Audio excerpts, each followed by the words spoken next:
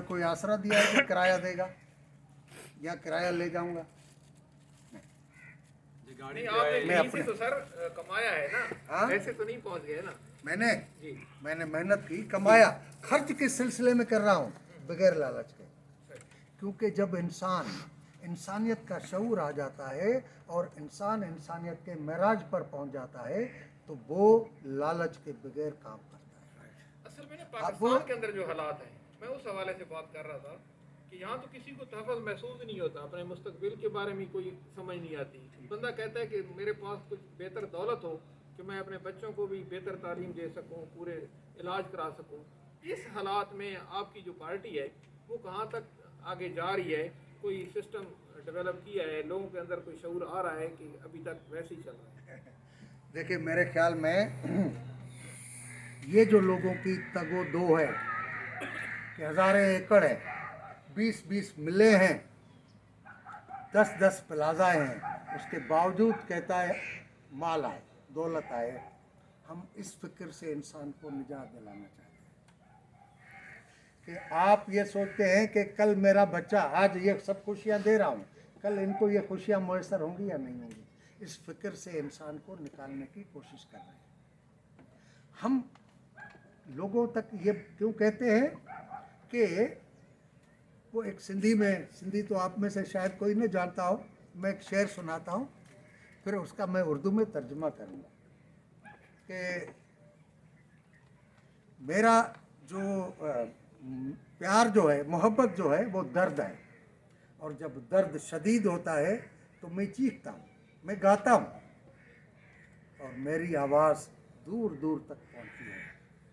लेकिन हमल फ़कीर शायर था, हमल ये क्या कमाल है कि मेरा महबूब सामने बैठा हुआ है और वो मेरी बात ही नहीं सुन रहा। तो वो कह रहा है कि इसकी मानी मैंने महबूब के समझने की सतह की बात ही नहीं की।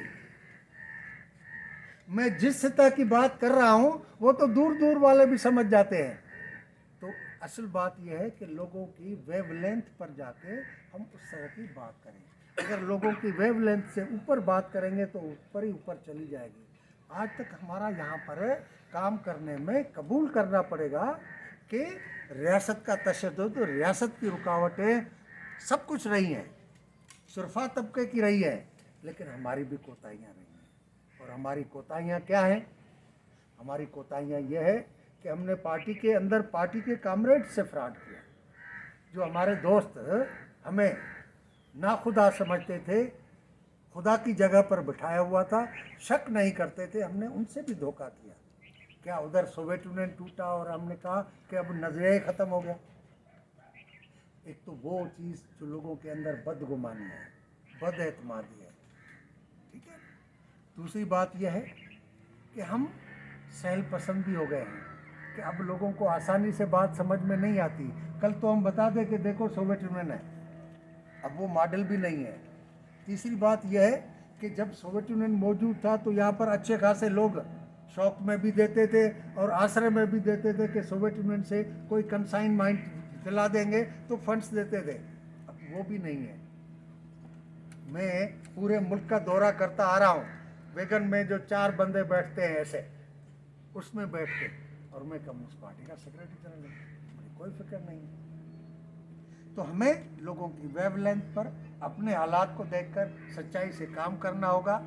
मारूजी हालात सरमाएदाराना निज़ाम खुद पैदा कर रहा है। पाकिस्तान में चंद शुरफा जो हुकूमतों में आते हैं, जो जनरल बनते हैं, उनकी जन्नत बन जाती है, उनके पास दौलत आ जाती है, बाकी लोग महरूम होते जा रहे हैं। आप क्या समझते हैं कि 8 रुपये और 12 रुपये किलो वाला आटा जब 160 रुपये मिल रहा हो तो ये मारूजी हालात नहीं पैदा हो रहे? 12 रुपये किलो वाली चीनी 100 और 150 रुपये किलो चीनी जाके पहुँचे, कहाँ से कहाँ तक बात पहुँची?